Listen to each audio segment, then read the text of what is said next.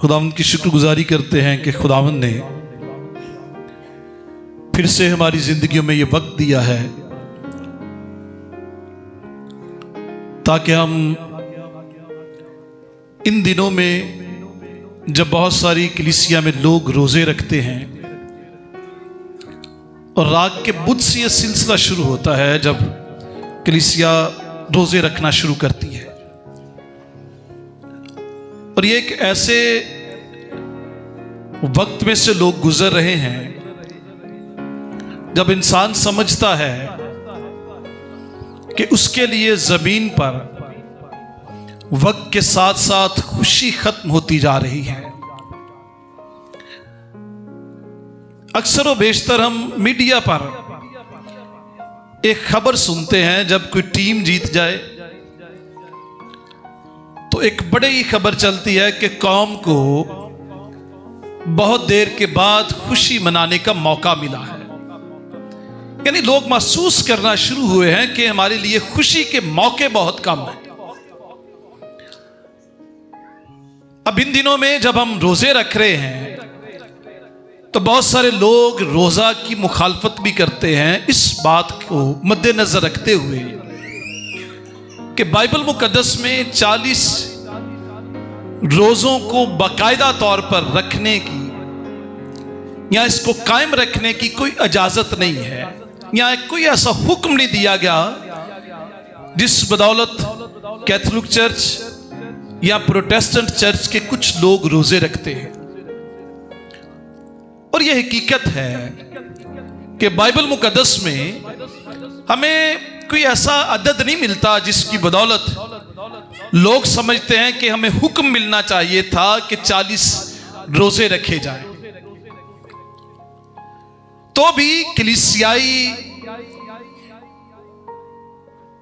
काम जो इब्तदा में कलीसिया ने किए, वो रवायतें जो कलीसिया से हम अडॉप्ट करते हैं, आज भी हम उन्हें जारी रखते हैं।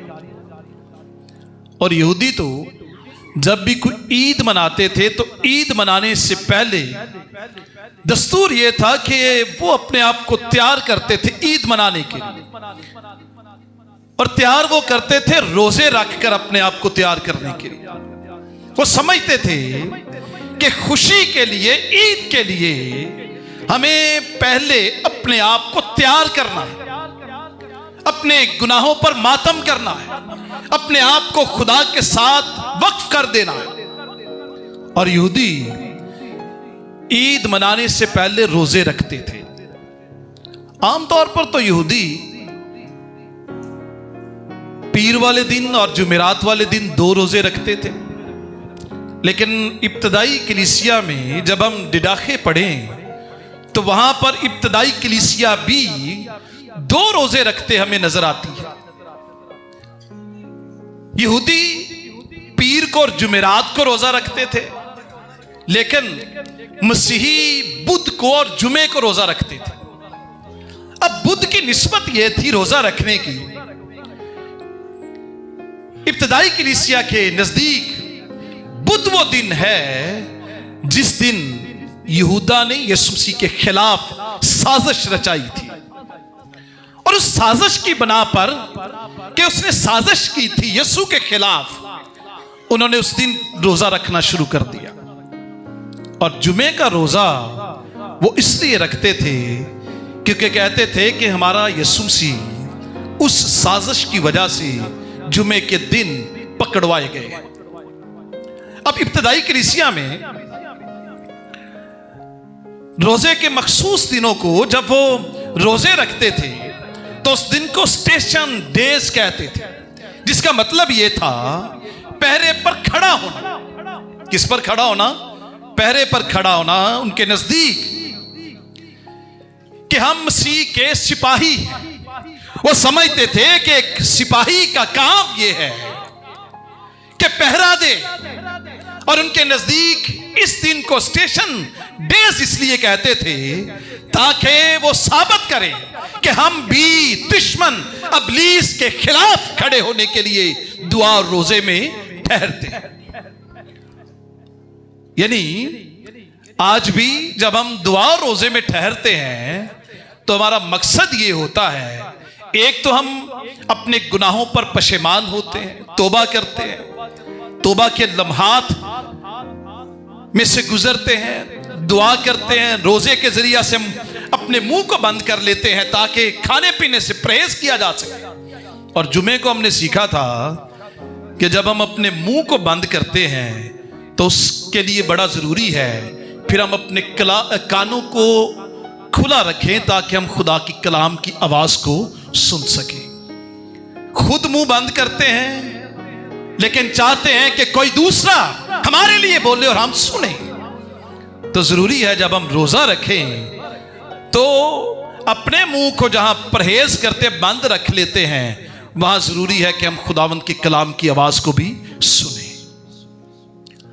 अब स्टेशन डे यानी रोजे के दिनों को इसलिए कहते थे कि हम पहरा दे रहे हैं इब्लीस के खिलाफ।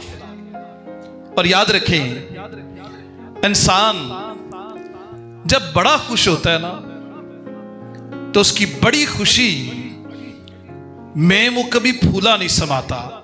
उसकी खुशी की इंतहा ये होती है कि लोग जब उसकी तारीफ करें तो इतना खुश होता है कि वो अपने आप को कुछ समझने लग जाता है। इंसान कोई तारीफ कर दे तो तारीफ हम सब सुनना चाहते हैं, फिर तारीफ कई बार हमारे लिए तकब्बर और गुरूर का भी बाइस बनती है।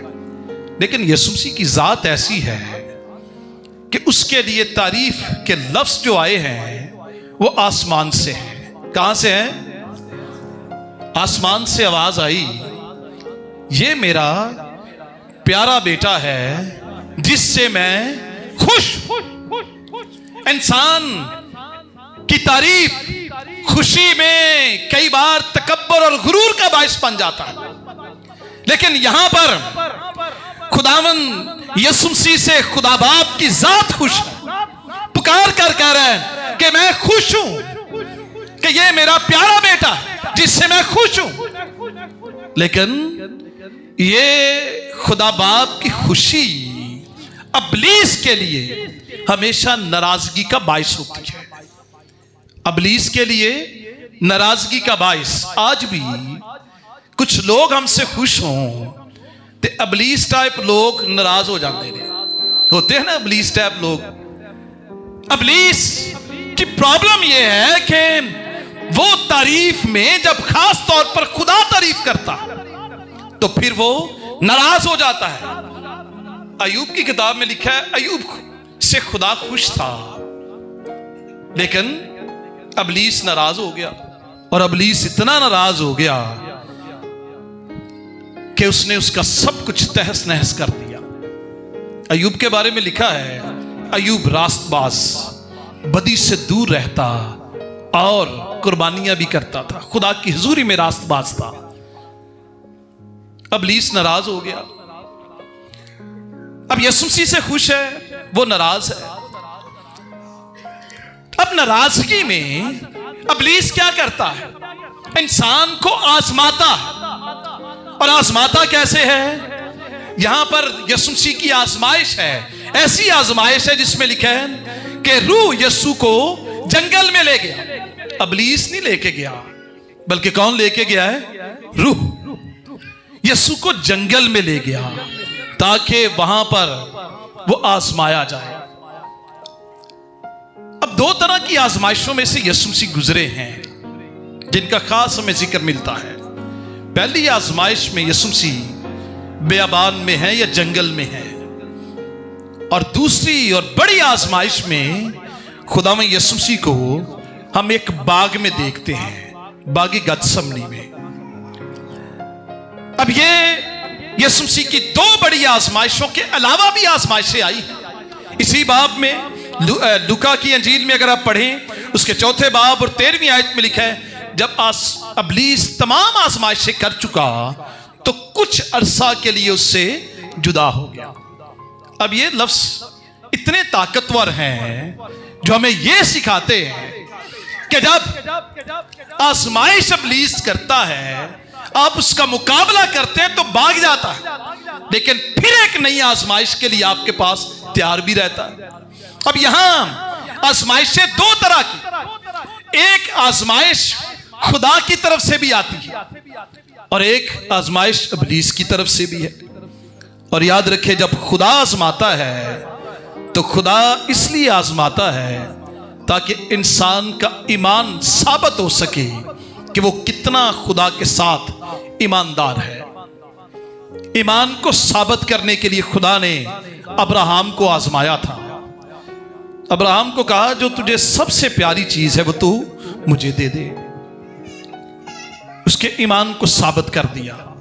इब्लीस जब आजमाता है तो इब्लीस की एक ही ख्वाहिश होती है कि इंसान को गुनाह की तरफ अक्सा दे, गुनाह की तरफ माइल कर दे।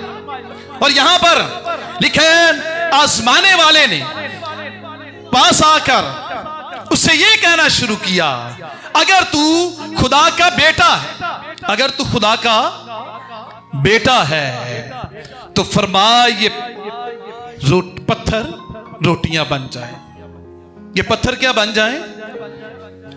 और यीशु की आजमाइश उस वक्त हुई जब लिखे 40 दिन और 40 रात फाका करके आखिर को उसे भूख लगी।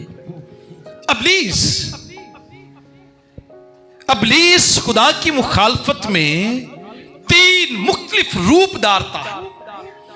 और किसी शख्स ने कहा कि यह तासुर मिलता है कि इब्लीस या शैतान किसी हद तक अपने आप को तसलीसी अंदाज देता है। जिस तरह हम पाक तसलीस के अकनूम को मानते हैं, उसी तरह वो भी अपने आप को 3 तरीकों से जाहिर करता है। और मुकाशफा की किताब में उसको 3 ही नाम दिए गए।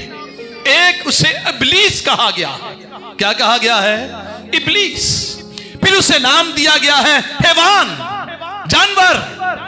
और तीसरा नाम दिया गया है झूठा नबी। तीसरा नाम क्या है उसका? झूठा नबी। खुदा बाप, खुदा बेटा, खुदा रूह कुछ। अब उसका अंदाज भी ऐसा ही है। इब्लीस है और हैवान है और तीसरा झूठा नबी।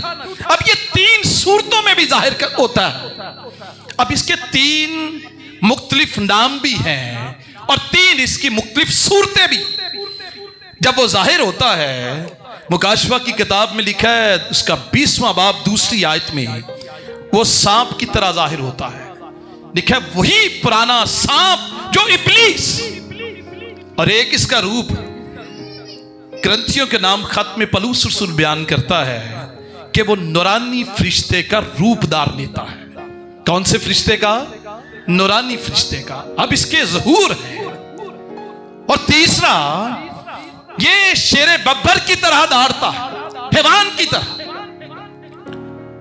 पतरस कहता है तुम्हारा मुखालिफ इब्लीस गर्जने वाले शेरे बब्बर की तरह ढूंढता फिरता है कि किसी को फाड़ खाए।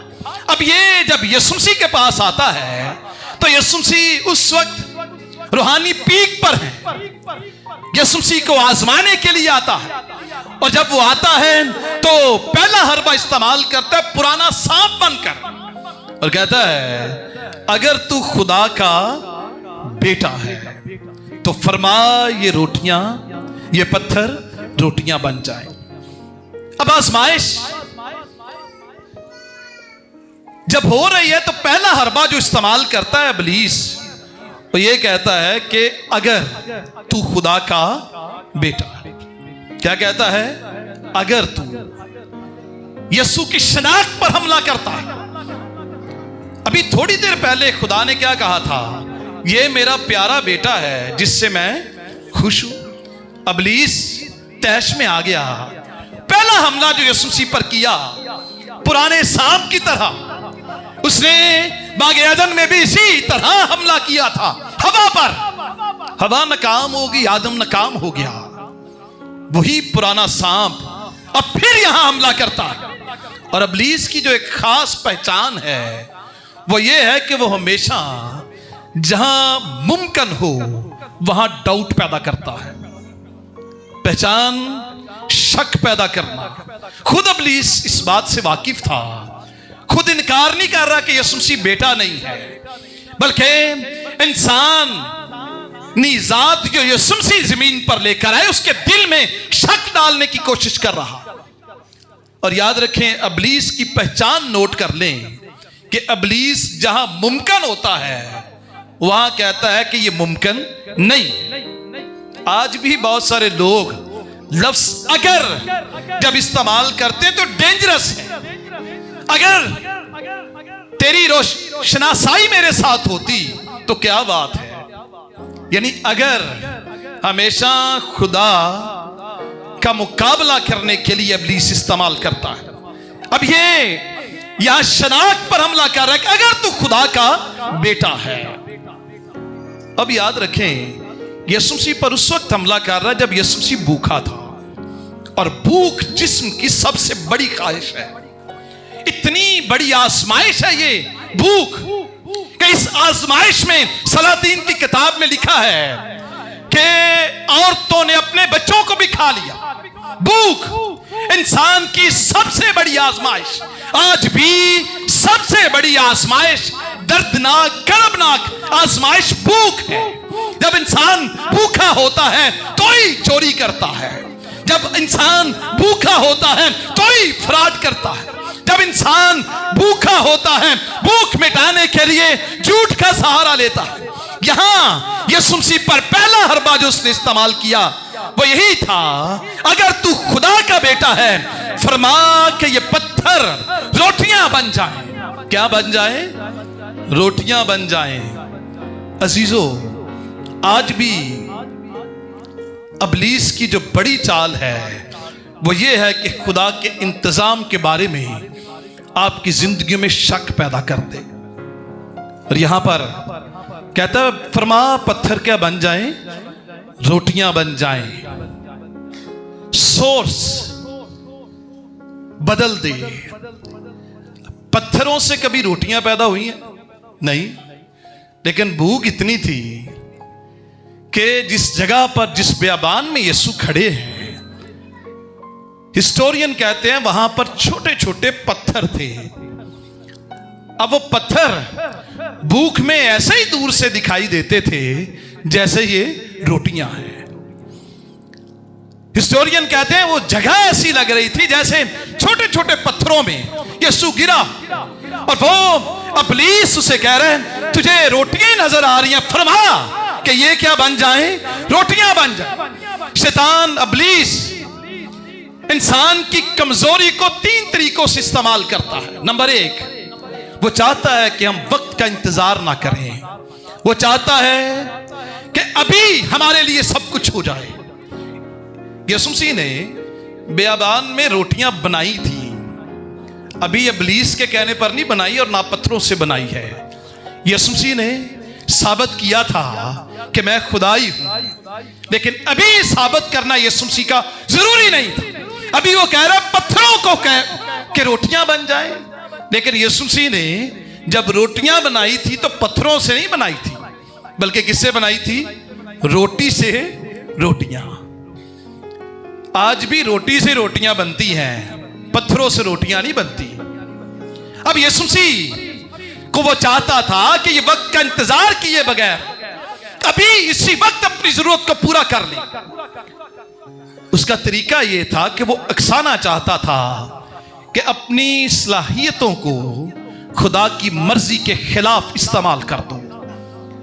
और याद रखें, कई बार हम अपनी सलाहियतों को, जो टैलेंट्स खुदा हमें देता है, वो खुदा की मर्जी के खिलाफ इस्तेमाल करते हैं।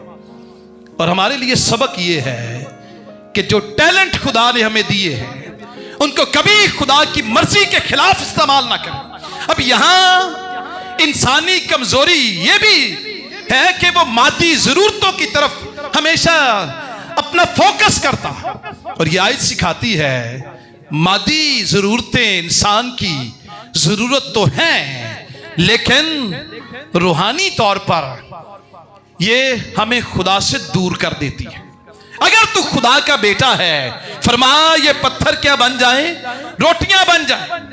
हमला बड़ी चालाकी से किया तो यीशु मसीह ने जवाब क्या दिया? यीशु मसीह ने कहा लिखा है, भूख पर बहस नहीं की। यीशु मसीह ने शैतान को अपनी ताकत नहीं दिखाई। जवाब देखे, लिखा है। वो कहता है रोटियां बना दे, यीशु कहता है लिखा है भूख पर बहस नहीं। आज भी लोग भूख पर बहस करते हैं, और याद रखे भूख मिटाने के लिए बहस करना अबलीस के साथ ये अबलीसी मंसूबा ही है। इसलिए खुदा की जात पर डिपेंड करें। यीशु मसीह ने कहा था जिंदगी की रोटी मैं हूं, जो खुद रोटी हो। क्या वो रोटियां नहीं बना सकता था? बना सकता था, लेकिन अभी उसका वक्त नहीं था। उसने खूबसूरत जवाब दिया इस्तिस्ना की किताब में से, और 3 जवाब जो यीशु मसीह ने दिए वो तीनों इस्तिस्ना की किताब में से दिए। आप यूं सोच सकते हैं कि मुमकिन है यीशु मसीह की फेवरेट बुक इस्तिस्ना की किताब ही हो, क्योंकि यीशु मसीह बार बार इस्तिस्ना का ही हवाला देते हैं। यीशु मसीह ने हवाला दिया इस्तिस्ना की किताब में से 8वां बाब उसकी 3री आयत में से, जिसमें लिखा है उसने तुझे आजिज किया, तुझको भूखा होने दिया, और वो मन जिसे न तू और न तेरे बाप दादा जानते थे तुझको खिलाया, ताकि तुझको सिखाए इंसान सिर्फ रोटी ही से नहीं जीता, बल्कि हर वो बात जो उसके मुंह से निकलती है वो जीता रहता है। हालेलुया। हर वो बात जो उसके मुंह से निकलती है। उसने तुझे आजिज किया। और जब आप भूखे हो, बेअबान का सफर हो, तो इस्राएलियों को याद करें। इस्राएलियों को खुदा ने भूखा किया। लिखा है उसने तुझे आजिज किया। खुदा आजिज कर देता है, भूखा भी कर देता है, लेकिन आपकी भूख आजमाइश नहीं होनी चाहिए। आपकी भूख लालच नहीं होना चाहिए। यीशु ने वाज़े किया कि इंसान की असल बका रोटी में नहीं है, बल्कि खुदा के कलाम में है, जो उसके साथ उसके ताल्लुक को जोड़ देती। खुदावंद यीशु मसीह बेयाबान में रोटी खाने नहीं गए थे। यीशु मसीह वहां पर रोजे की हालत में थे। अबलीस चाहता था फोकस खत्म हो जाए यीशु मसीह का। और याद रखें, आप अबलीस का मुकाबला यीशु मसीह की तरह सिर्फ उस वक्त कर सकते हैं जब आप डेली बाइबल रीडिंग करने वाले होंगे। क्या करने वाले होंगे? Daily Bible reading. कितने बच्चे पढ़ते हैं सुबह सुबह बाइबल मुकद्दस? हाथ खड़े करेंगे। सच्ची सच्ची दसना किन्ने पढ़ते ने सुबह सुबह बाइबल, या सारे दिन दे विच बाइबल? बहुत कम बाइबल रीडिंग की आदत है हमारे चर्च में। बाइबल रीडिंग ये बड़ा जरूरी है, और यह आयत हमें सिखाती है यीशु मसीह ने अबलीस का मुकाबला खुदा के कलाम की तलवार से किया है। अब ये दूसरी आजमाइश करने के लिए पहुंच गया। फिर लिखा है तब अबलीस उसे मुकद्दस शहर में ले गया और हैकल के कुंगरे पर खड़ा करके उससे कहा, अगर तू खुदा का बेटा है तो अपने ताई नीचे गिरा दे। कहां गिरा दे? अब ये अबलीस एक नए रूप में आया है। अब उसका रूप नूरानी फरिश्ते की तरह है। कैसा रूप है? नूरानी फरिश्ते की तरह। मैंने 3 बातें आपको सिखाई हैं, फिंगर टिप्स पर याद रखनी है। पहला रूप उसने जो यीशु मसीह को दिखाया, पुराना सांप बनकर आया है। हवा को भी उसने कहा था, ये देख जो फल सामने है ये कैसा है, क्यों खुदा ने मना किया? ये तो तेरी आंखों को खोल देगा। यानी चालाक सांप की तरह आया था। अब दूसरा बड़ा हैवी तौर पर आता है। लिखा है कि तेरे बारे में लिखा है कि तू अपने ताई नीचे गिराएगा तो फरिश्ते तुझे अपने हाथों पर उठा लेंगे। ये नूरानी रूप धार कर दूसरा रूप इंतहाई डेंजरस, इंतहाई खतरनाक। जब पहले में वो फेल होता है तो अपनी हिकमत अमली को तब्दील कर लेता।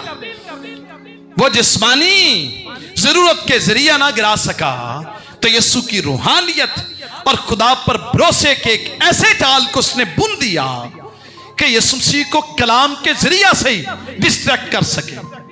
और याद रखें, ये एक ऐसी ऑफर भी थी जिसमें वो चाहता था यीशु मसीह को सुसाइड करवा दे। क्या करवा दे? सुसाइड। उत्तों थल्ले सुटना की है खुदकुशी है ना।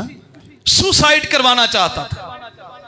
आदम ने तो सुसाइड कर ली थी, अपनी मौत मर गया था। मौत मर गया तो लिखा है उसे बागी अदन में से खुदा ने निकाल दिया। लेकिन यीशु को जब उसने इस आजमाइश में डाला तो इब्लीस की ख्वाहिश ये थी कि नबूदो नमाइश और मजहबी साख के जरिया से खुदा के कलाम को आजमाए के कलाम के जरिया से मैं किस तौर पर इसका मुकाबला कर सकता हूं। और याद रखें आज भी वो हमें एक साता है ऐसे काम करने के लिए कि हमें ऐसा लगे कि हम अगर ऐसे भी कर लेंगे ना तो खुदा हमें बचा ही लेगा, गुनाह करांगे तो खुदा सानू बचा लेगा। वो हमारे जहन में ये बात डालता है कि अगर खुदा सच्चा है तो उसे अभी हमारे जहन के मुताबिक काम करना चाहिए। हुंदा ना कदी ऐसी आजमाइश च पै जाने के अगर खुदा सच्चा है तो खुदा आज ही साढ़े जहन के मुताबिक काम करे। अब ये भी चाहता था, कलाम की गलत तशरीह इसने कर दी।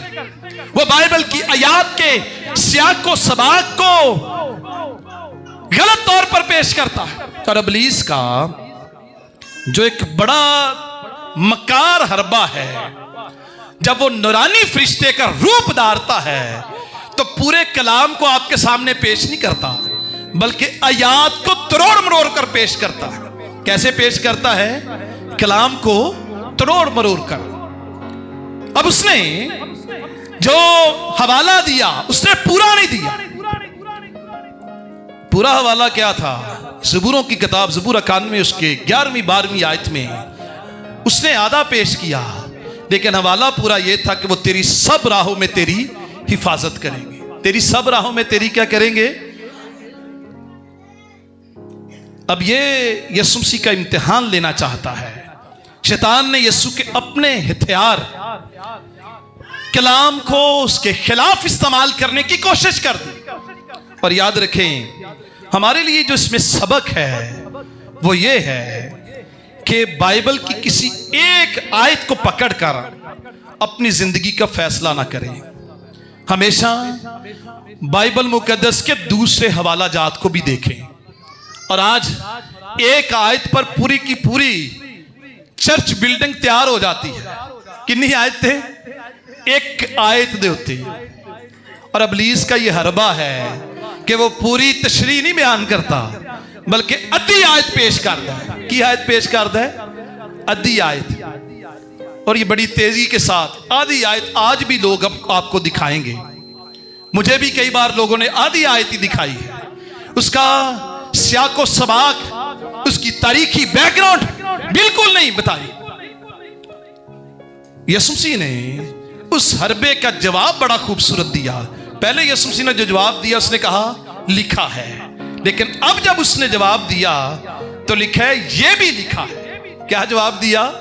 ये भी लिखा है। उसने कहा लिखा है। यीशु मसीह ने कहा ये भी लिखा है कि तू खुदावंद अपने खुदा की आजमाइश ना कर। और याद रखें जब कोई इब्लीसी रूहानी मकार आपको किसी आधी आयत में फंसाए तो आप उसे ये असूल भी याद रखें कि ये भी लिखा है। क्या लिखा है? ये भी, क्या बोल सकते हैं हम? ये भी लिखा है। ये भी आधी आयत नहीं बल्कि पूरी की पूरी आयत, पूरे का पूरा खुदावंद का कलाम पेश करें। इब्लीस की ये चाल है लोगों को गुमराह करने की कि वो हमेशा आधी आयत पर लोगों का फोकस करवाता है। यीशु मसीह ने कहा यह भी लिखा है कि तू खुदावंद अपने खुदा की आजमाइश ना कर। तीसरा हरबा, तीसरी आजमाइश के वक्त उसने बड़ी जुर्रत का मुजाहरा किया। दोनों में जब नाकाम हुआ कि मेरी पहली काम भी कामयाब नहीं हुई, इब्लीस शैतान की तरह, सांप की तरह वो सोचता होगा कि पहली चालाकी नाकाम हुई है, रूहानी रूप धारता हूं। आज भी बेशुमार लोग रूहानी रूप धारे हुए हैं। ग्रंथियों के नाम खत पढ़े तो लिखा है कुछ अजब नहीं, इब्लीस भी रूहानी फरिश्ते का हम शक्ल बनाता है। तो अगर उसके लोग रूहानी लोगों के हम शक्ल बन जाए तो कुछ हजम नहीं है। आज भी लोग जब ब्रांड की नकल करते हैं तो वैसा ही ब्रांड हूबहू बनाने की कोशिश करते हैं। कई दफा तो विच स्टंप भी ला देंगे ने। और यहां यही करना चाहता था। अब तीसरा उसने हरबा बड़ी जुर्रत के साथ किया, शेरे बब्बर की तरह। तीसरा उसका रूप क्या है? पतरस कहता है वो शेरे बब्बर की तरह दौड़ता फिरता है कि किसी को फाड़ खाए। तीसरा हरबा जुर्रत से कहता है कि ऊंचे पहाड़ पर ले गया और दुनिया की सल्तनतें उसे दिखाई और सब सल्तनतें दिखाकर कहा कि शान शौकत देख कैसी है, अगर तू झुककर मुझे सिजदा करे तो ये सब कुछ मैं तुझे दे दूंगा। अब ये बड़ा रूहानी जंग का आखिरी मरहला है। ऐसा मरहला है जिसमें वो मजहबी लिबादा उतार देता है। अब रुपए पैसे की ऑफर करता है, दुनिया की सल्तनत की ऑफर करता है। आज भी जब रूहानी लिबादा में लिपटा हुआ इब्लीस आपको रूहानी तौर पर हरा नहीं सकता, फिर वो रुपए की चहल पहल आपकी जिंदगी में करना चाहता है। और इस वक्त बेशुमार चर्चिस में रुपए की चहल पहल इस कदर तेजी से है कि लोग राशन लेने की खातर अपने चर्च के साथ बेवफाई करते हैं, जमीन लेने की खातर अपने चर्च के साथ बगावत कर देते हैं, अपना नाम बनाने की खातर अपने चर्च को बाय बाय कह देते हैं। उनकी एक ही ख्वाहिश है हमारे पास पैसा हो। लेकिन याद रखें ये इब्लीस की चाल है। वो लास्ट बार यीशु मसीह को भी कानूनी साजिश का हिस्सा बनाना चाहता है, शिकार करना चाहता है। अगर तू मुझे सिजदा कर दे तो ये सब कुछ मैं तुझे दे दूंगा। याद रखें इस जमाने में इब्लीस की बड़ी चाल यही है, शॉर्टकट देता है, चाहता है शॉर्टकट के जरिया से आपको दुनिया मिल जाए, आपको कुछ ना करना पड़े, आप सल्तनतें फतह कर लें लेकिन आपको करना भी कुछ ना पड़े। अजीजों, मैं बड़े दर्द के साथ ये कहना चाहता हूं कि रुपए पैसे की खातर कभी अपना ईमान किसी ऐसे शख्स के हाथ में ना बेचें जो आपको खुदा की हुजूरी से परे ले जाए, खुदा की हुजूरी से खारिज कर दे। अब ये इसकी ख्वाहिश, ये ऑफर जो उसने की है अब से नहीं थी, ये उस वक्त भी चाहता था जब ये खुदा के तख्त पर गाता था। उस वक्त भी चाहता था कि मैं अपना तख्त ऊंचा लगा लूंगा, आसमानों से भी ऊंचा लगा लूंगा।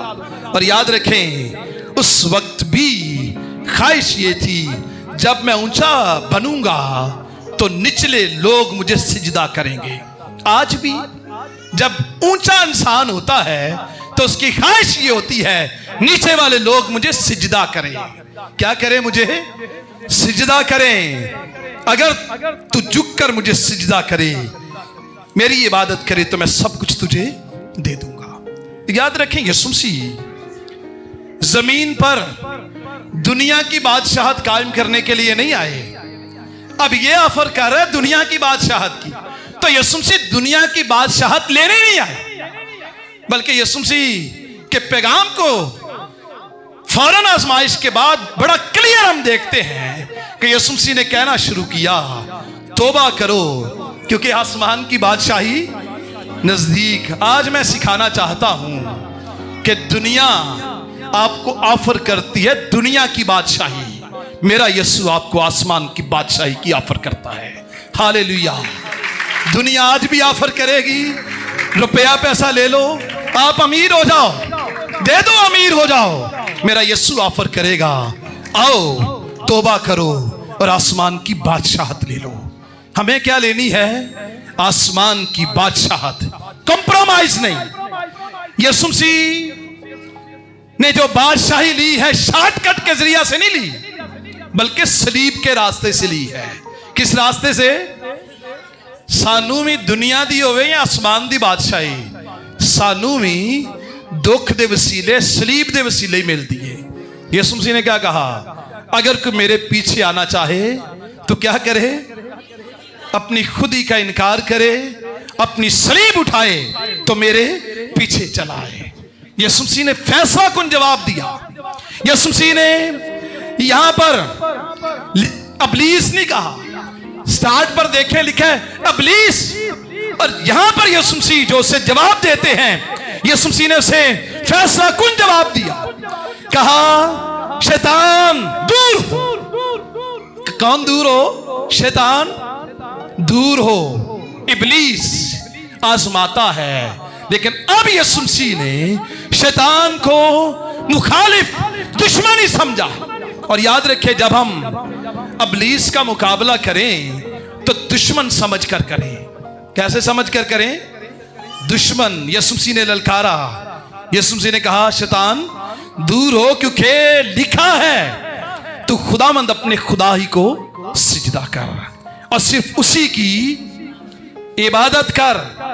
हमारे लिए ये सब खुदा की इबादत हर चीज से मुकद्दम, खुदा की इबादत इंसानों से मुकद्दम, खुदा की इबादत दौलत से मुकद्दम, और खुदा की इबादत हमारी ख्वाहिशात से कहीं मुकद्दम है। हमारी बीवी मुकद्दम नहीं है कि हमें यहां से उठाए और किसी और जगह ले जाए। हमारा खुदा हमारे लिए मुकद्दम है कि हम जब इबादत करें, अपने खुदा की इबादत करें। सुन इस्राएल, खुदावन तेरा खुदा एक ही खुदा है, सिर्फ उसी की इबादत कर। हालेलुया। उस खुदा को मुकद्दम समझ ले, उसकी जात को मुकद्दम समझ ले। इब्लीस का मुकाबला करो तो वो तुमसे भाग जाएगा। यीशु मसीह ने इब्लीस का जो मुकाबला किया है वो किससे किया है? कलाम से। किससे किया है? कलाम से। जब दुश्मन ने यह देख लिया कि मेरे सारे हरबे नाकाम हैं, तो मैदान छोड़कर भाग गया। याद रखें, यीशु की फतह हतमी है, मुकम्मल है। जब शैतान भाग गया तो लिखा है फरिश्ते उसकी खिदमत करने लगे। फरिश्ते क्या करने लगे? उसकी खिदमत। यीशु ने शैतान के कहने पर फरिश्तों की खिदमत नहीं ली। वो क्या कहता था? नीचे गिरा तो फरिश्ते तुझे अपने हाथों पर उठा लेंगे। तो यीशु ने कॉम्प्रोमाइज नहीं किया, खिदमत अब भी की है, लेकिन आजमाइश पर फतह का खिदमत इब्लीस के कहने पर नहीं ली। इसलिए खिदमत इब्लीस के कहने पर ना ले। जब भी खिदमत करेगा, खुदा के फरिश्ते करेंगे, उस वक्त करेंगे जब आप इन सारी आजमाइशों पर गालिब आएंगे। याद रखें, खुदा कभी अपने लोगों को तन्हा नहीं छोड़ता। आप चाहे बेअबान में हो, आप तन्हाई में हो, जंगल में हो, खुदा जंगल में भी आसमानी रफाकत आपको देता है। हालेलुया। खुदा जंगलों में भी कौन सी रफाकत देता है? आसमानी। अकेले जमीन पर होंगे। जंगल में यीशु क्या था? अकेला। रफाकत किसकी मिल गई? फरिश्तों की। खुदा ने आसमानी रफाकत दे दी। लिखा है वो उसकी खिदमत करने लगे। इसके लिए यूनानी लफ्ज इस्तेमाल हुआ है डायकोनिया। उसका मतलब है कि वो खाना पेश करने लगे। क्या करने लगे? खाना पेश करने लगे। आए भी हैं यीशु मसीह को खाना पेश करने लगे। जिस रोटी से यीशु ने इनकार किया, अब खुदा उसे आसमानी तरीके से फरिश्तों को अटेंडेंट के तौर पर, वेटर के तौर पर इस्तेमाल कर रहा है कि तू से क्या करो? खाना पेश करो। आसमाइशों पर फतह पाएंगे तो खुदा आसमानी रफाकत में फरिश्तों को आपकी मेजबानी दे देगा। हालेलुया। मेजबान कौन बन गए हैं? फरिश्ते। भाग गए। लिखा है शैतान भाग गया तो फरिश्ते उसकी क्या करने लगे? खिदमत। शैतान तब तक नहीं जाता जब तक कलाम की तलवार इस्तेमाल नहीं करते। आपकी खामोशी इब्लीस को शह देती है। समझते हो ना? इब्लीस तुहाडे ते हमला करे तो तुसी खामोश रहो, उन्हें शह मिलती है। लेकिन आपका ये कहना कि लिखा है, लिखा है, लिखा है, ये भी लिखा है, इब्लीस को भागने पर मजबूर कर देता है। इब्लीस का जब भी मुकाबला करे तो कलाम की तलवार से करे। याकूब कहता है बस खुदा के ताबिया हो जाओ और इब्लीस का मुकाबला करो तो वो तुमसे भाग जाएगा। आजमाइश आपको थका सकती है लेकिन आपको खाली नहीं छोड़ती। ये जुमला अपनी जिंदगी के साथ लेकर जाएं आज सुबह। आजमाइश थका सकती है लेकिन कभी आपको खाली नहीं छोड़ती। यीशु मसीह थके होंगे लेकिन जब गालिब आए हैं तो खाली नहीं छोड़ा, फरिश्तों को भेजकर खिदमत पर लगा दिया है। आइए आजमाइश का मुकाबला करें। खुदावंद के कलाम से मुकाबला करोगे तो वो तुमसे भाग जाएगा। हमने 3 उसके रूप देखे हैं। कितने रूप? पहला रूप क्या है? सांप, पुराना सांप चालाकी से। दूसरा उसका रूप देखा है नूरानी फरिश्ता, रूहानी रूपदार कर। और तीसरा उसका रूप क्या है? शेरे बब्बर की तरह हैवान बनकर गरज कर। इन तीनों रूपों को आपने परखना है। चालाक लोगों को भी बचना है, मकार लोगों को भी बचना है, ते रूहानी मकारां को भी बचना है।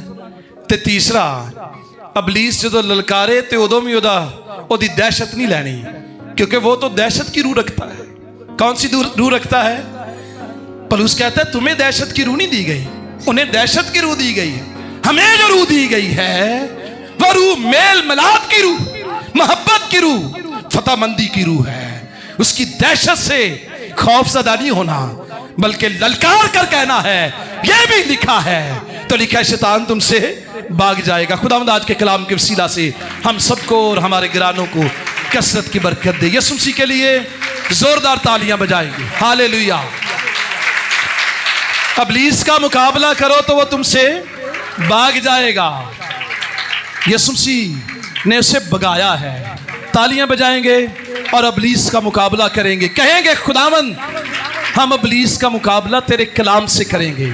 और बच्चों के लिए कि आप डेली रीडिंग की आदत डालें। अगर पढ़ोगे नहीं तो फिर मुकाबला नहीं करोगे। डेली बाइबल पढ़ें ताकि दुरुस्त मुकाबला करें। खुदावंद बरकत दे।